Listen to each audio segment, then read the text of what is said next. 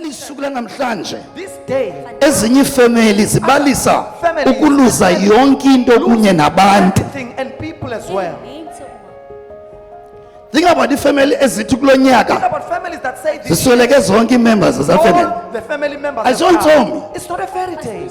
Uzawuthonya umuntu. Another person. Will say, Yenzeka njani uThixo how does ekhona? that happen when God Into exists? esalayo The fact remains into bana uchoose that what ukulawulwa you choose ngubani. to be ruled by who? Ukhethe ulawulwa ngubani? Who did you choose to rule you? Uthi uDavide David says, ngcono rather ndiwele esandleni sikaYehova kunokuba ndilawulwe ngamagqirha. than to be ruled by Ngcono ndilawulwe nguThixo. rather I be ruled So by uThixo God. napho uyakubonisa into yokubana kwangexesha loDavide ayekhona amagqirha Which is existed, ayefuna ulawula. wanted to rule.